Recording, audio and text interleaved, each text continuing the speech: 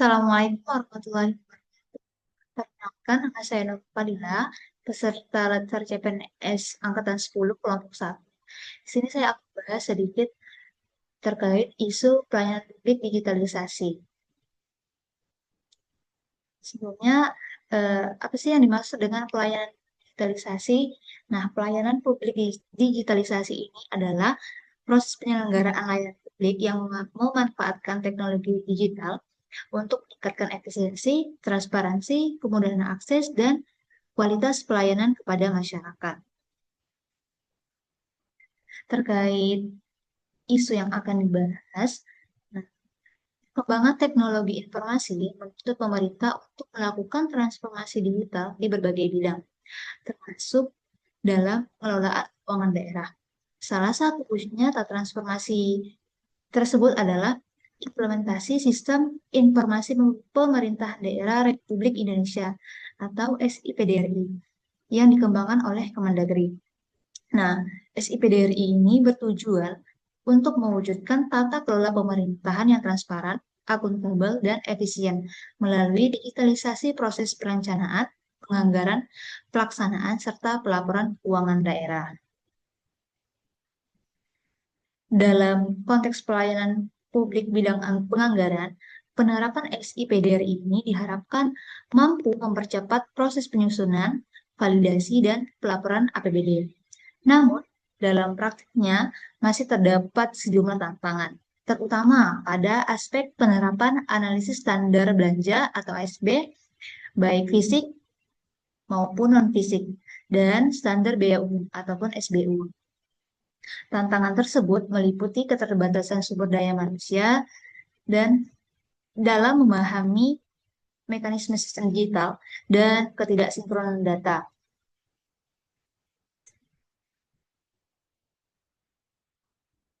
Adapun tahapan penyelesaian isunya, yang pertama itu ada pra-analisis ataupun identifikasi isu. Yang kedua itu ada menapis isu. Yang ketiga, menganalisis isu. Dan yang terakhir adalah alternatif penyelesaian. Baik, yang pertama, pra-analisis metode pentahelix. Nah, dalam proses model pentahelix ini, isu ini melibatkan berbagai pihak dan ada berbagai faktor.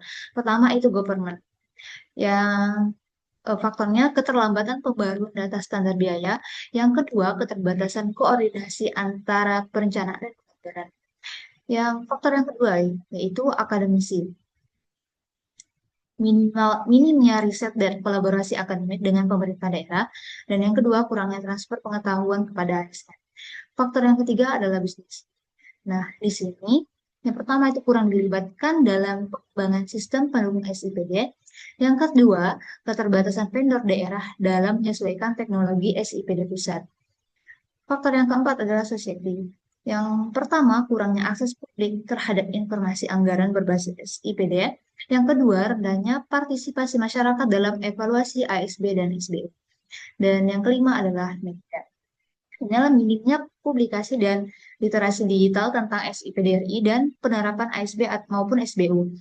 Yang kedua, informasi yang beredar belum komprehensif ataupun secara teknis.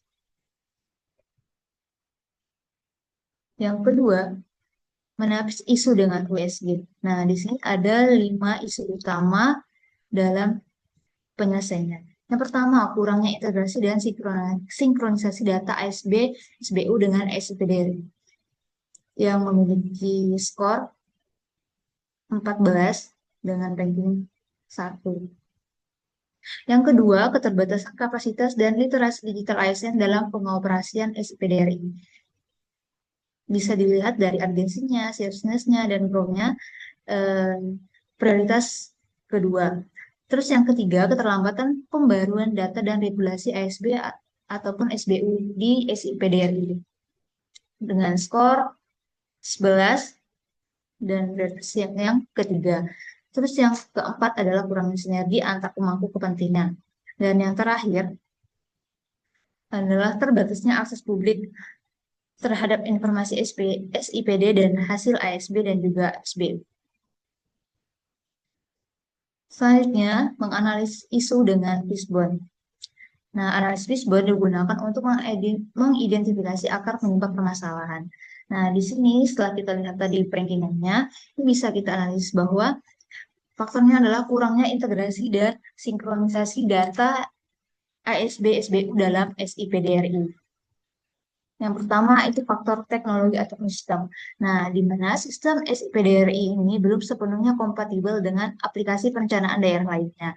Yang kedua, fitur integrasi otomatis antara ASB dan SBU itu belum optimal. Dan yang ketiga, infrastruktur jaringan di beberapa daerah masih lemah, sehingga dapat menghambat proses sinkronisasi data.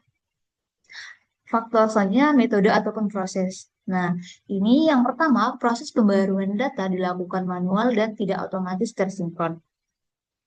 Yang ketiga, yang selanjutnya tidak semua OPD mengikuti prosedur yang sama, sehingga inkonsistensi antar daerah sering terjadi.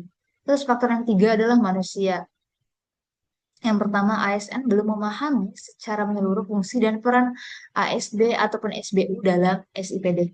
Yang kedua, kurangnya pelatihan teknis terkait penggunaan dan integrasi data digital di SIPD.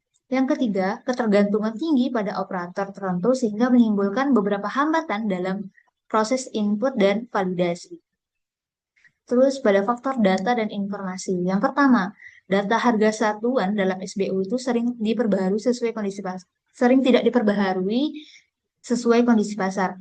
Yang kedua, format data antara modul SIPD itu sering tidak konsisten akan menyebabkan error saat impor data.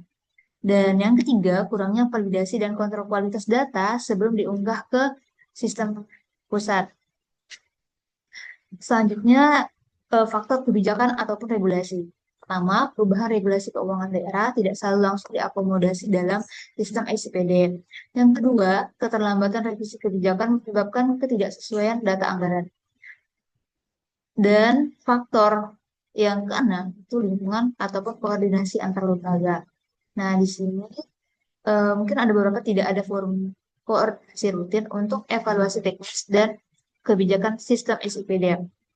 Yang kedua, komunikasi lintas instansi masih sektoral dan tidak terintegrasi penuh. Terus kita akan menganalisis isu dengan SWOT.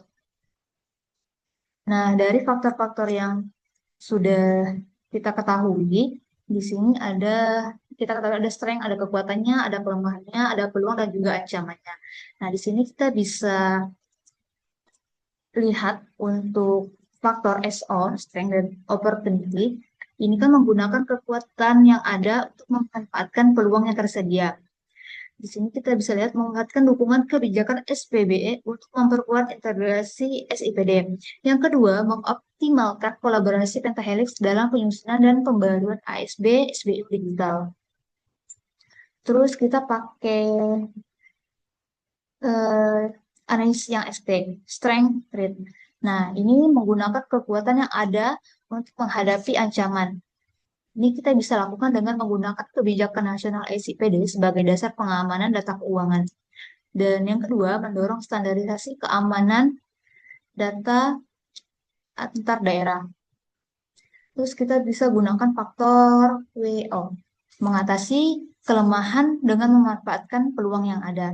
Nah, di sini kita bisa gunakan, bisa lakukan dengan cara mengadakan pelatihan digital budgeting untuk ASN daerah. Yang kedua, kita juga bisa mengembangkan SOP nasional integrasi ASB SBU berbasis sistem cloud. Selanjutnya kita bisa gunakan dari faktor tadi kita bisa gunakan WT, weakness trait. Nah, di sini kita bisa mengurangi kelemahan sambil menghindari ancaman. Nah, kita bisa gunakan untuk menyusun rencana mitigasi risiko data dan perbaikan infrastruktur digital. Yang kedua, kita bisa meningkatkan dukungan teknis daerah dari Kemendagri secara berkelanjutan. Baik, selanjutnya adalah alternatif penyelesaian isu. Alternatif penyelesaian isu yang pertama adalah pengembangan fitur integrasi otomatis atau API antara ASB, SBU, dan SIPDRI. Adapun tahapan setiap alternatifnya itu adalah yang pertama, identifikasi kebutuhan sistem dan format data antar aplikasi daerah. Yang kedua, pengembangan API oleh tim teknis Kemendagri. Yang ketiga, uji coba sinkronisasi di beberapa daerah pilot project. Dan yang keempat adalah implementasi nasional bertahap. Hasil yang diharapkan dari penyelesaian ini adalah data ASB SBU otomatis tersinkron dalam SIPDRI. Yang kedua, meningkatkan efisiensi dan akurasi penganggaran digital. Adapun para pihak yang terkait dari pemerintah itu seperti Kemendagri, BPKAD, dan Diskominfo. Terus ada akademisi itu adalah ahli IT dan keuangan publik. Dan dari sisi industri itu sebagai pengembang sistem digital. Alternatif penyelesaian yang kedua, yaitu pelatihan literasi digital dan teknis SIPD bagi ASN. Nah, adapun tahapan dari penyelesaian tadi adalah yang pertama, pemetaan kompetensi SDM di bidang penganggaran digital. Yang kedua, penyusunan modul pelatihan terstandar.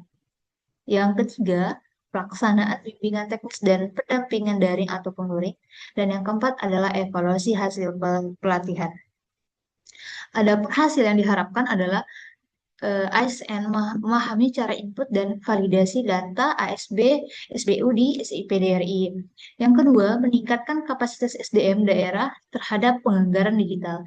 Adapun pihak yang terlibat adalah BPKAD, BKD, Kemendagri.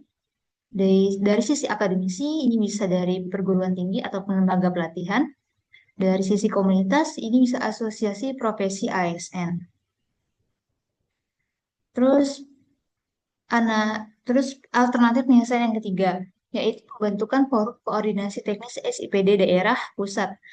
Nah, adapun tahapannya yang pertama, menetapkan struktur forum lintas level dari level nasional, provinsi, kabupaten, kota. Terus yang kedua, menyusun agenda rutin untuk evaluasi sistem dan isu teknis. Yang ketiga, menyediakan kanal komunikasi digital antar anggota forum. Dan yang keempat, dokumentasi dan tindak lanjut hasil rapat. Adapun hasil yang diharapkan adalah terciptanya koordinasi lintas lembaga yang efektif. Yang kedua, isu teknis SIPD dapat segera direspon dan diselesaikan bersama.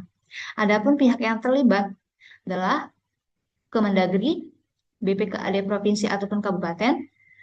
Dari sisi media itu bisa publikasi hasil evaluasi dan dari komunitas itu asosiasi pengguna SIPD. Terus alternatif penyelesaian yang keempat adalah pemutahiran data ASB SBU secara berkala dan terpadu. Adapun tahapan penyelesaiannya yang pertama, menetapkan jadwal pemutahiran data nasional, misalnya setiap semester. Yang kedua, menerapkan sistem validasi otomatis sebelum data diunggah. Dan yang ketiga adalah monitoring dan pelaporan hasil pembaruan. Adapun hasil yang ingin dicapai dari penyelesaian ini adalah data SBU dan ASB selalu relevan dengan kondisi harga pasar. Yang kedua, menghindari kesalahan perhitungan anggaran. Adapun pihak-pihak yang terlibat adalah BPKAD, Inspektorat Daerah, dari pihak swasta bisa dari penyedia data harga ataupun market survey, dari pihak akademisi itu bisa dari validasi metodologi pembaharuan. Baik, jadi dari isu tersebut dapat kita simpulkan dari hasil analisis menunjukkan bahwa permasalahan utama dalam penerapan ASB fisik dan juga SBU di aplikasi SIPDRI adalah kurangnya integrasi dan sinkronisasi data yang berdampak pada keterlambatan, tidak sesuaian informasi, dan rendahnya efisiensi proses penganggaran. Akar masalahnya mencakup faktor SDM yang belum siap secara digital dan kelemahan sistem integrasi teknologi. Nah, dari pendekatan pentahelix tadi diperlukan kolaborasi untuk memperkuat kapasitas SDM yang paling utama. Terus mengembangkan sistem integrasi yang andal serta memperbaharui regulasi. Nah, dari langkah-langkah tersebut dapat mendukung terwujudnya pelayanan publik penganggaran menjadi lebih efisien, lebih efektif, transparan, dan terintegrasi secara digital. Oke, mungkin cukup sekian paparan yang dapat saya sampaikan. Kurang dan lebihnya saya mohon maaf. Saya akhirnya Assalamualaikum warahmatullahi wabarakatuh.